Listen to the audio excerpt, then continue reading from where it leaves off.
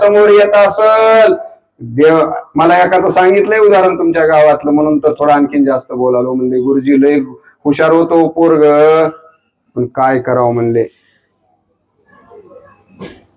असतील तुमच्या गावामध्ये, असू नयेत मला असं वाटतंय. आणि लोक उगाच म्हणतात दारू प्यायचं समर्थन करतात, नाही टेन्शन आलं म्हणून पेलं. ज्या भगवान श्रीकृष्णाची आपण कथा ऐकायलो, या जगामध्ये भगवान श्रीकृष्णाला जेवढं दुःख तेवढं कोणालाच नाही. जन्मण्याच्या अगोदर पासून माय बाप कुठं आहेत? बंदी खान्यामध्ये. आणि तुम्हाला हे बी सांगतो, या व्यसनानं भगवान श्रीकृष्णाचा सगळा वंश उद्ध्वस्त केला का नाही? यादव जे संपले बाबू महाराज कशामुळे? दारू पिली या सगळ्या यादवांनी. तुम्ही कथा ऐकलेली असेल.